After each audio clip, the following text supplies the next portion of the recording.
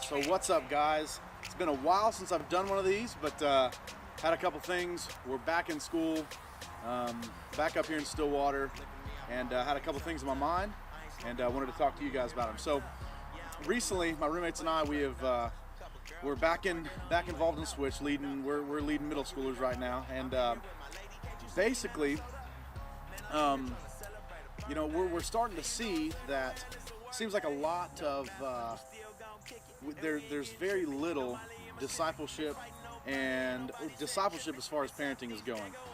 Most of these parents drop their kids off at Switch and expect us to do discipleship for them.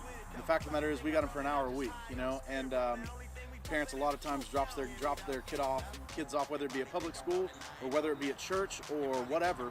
But for the most part, these parents are doing very little discipleship with their kids. They're doing very little one-on-one time talking about Jesus. They're just sending their kids off. And I think that this is one of the problems with parenting in America, is we read scripture like Proverbs 22:6. It says, train up a child in the way he should go, and when he grows old, he won't depart from it. Well, the problem is how we actually end up working that thing out is if we take them to church as kids, they'll go to church as adults. The problem is, it's not the case. I mean, as we can see, my generation isn't particularly interested in God. I feel like that there's probably more atheism going on in my generation, especially in the university setting, than there ever has been before. Why? Because these kids have grown up in an environment where they were always told what to do, but then were never told how to experience it. So even people that grew up in the Bible Belt have been told about God, they've been told about Jesus, but they've never been taught what it actually means to experience Him. Because what most parents do is they drop their kids off.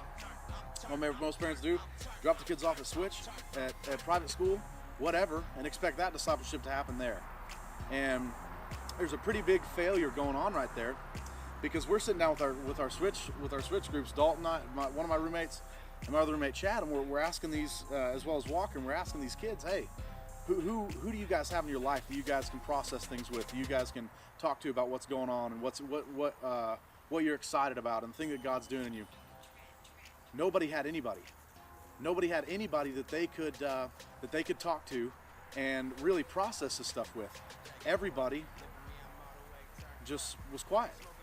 And so there's one kid that seems to be, especially, he's a pretty serious Christ follower, at least, for being a 7th grader. He's pretty mature.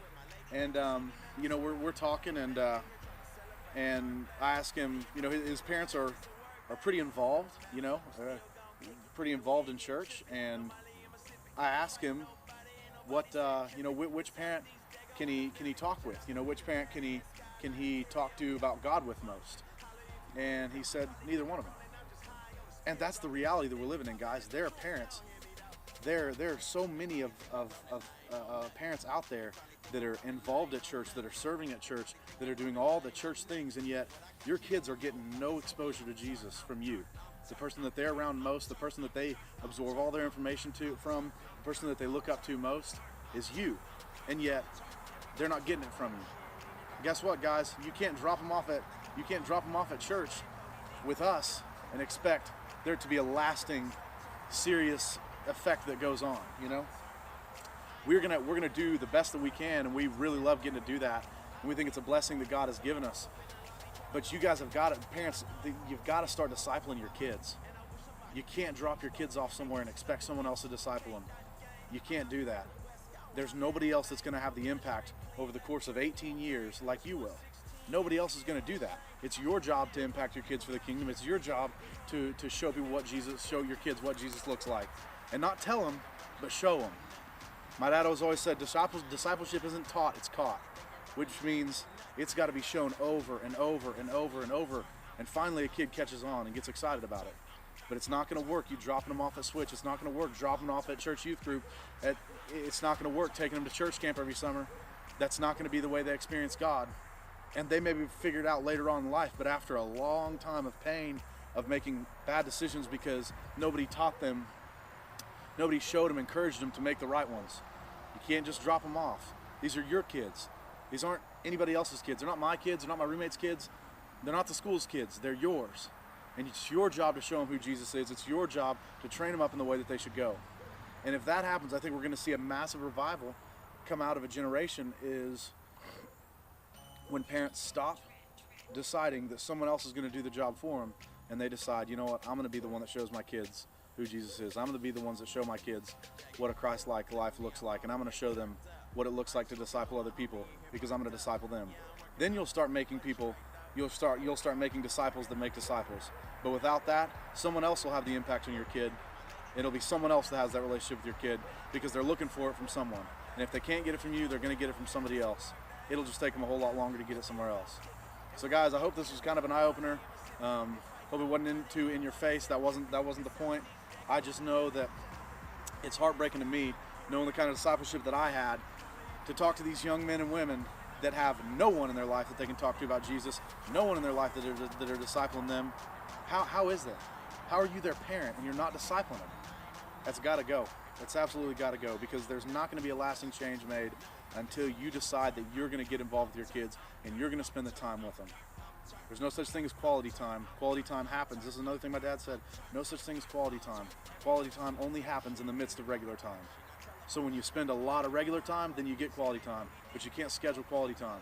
You don't get to schedule it. It's time with your kids, sitting down, talking them through, talking through how their day went, processing life with them. You can't just drop them off up at wherever church and expect that to be the way that they experience God. It's got to be more than that. We're going to give them the best that we've got, but we don't have enough. It's you guys' job to do that as parents. So I hope this was kind of an eye-opener. I hope somebody takes this to heart, and I hope that maybe this can make a change, and maybe in the next few years at wherever youth group that we're at, we start hearing from parents that that their kids, and the majority of the kids are getting discipled instead of the majority not. Because I have about 15 kids in my group, and not one single one of them had a good relationship with their parents where they talked to them about Jesus. So guys, I hope this is something that turns around, because we need it. America needs it big time. Thanks a lot, guys. God bless.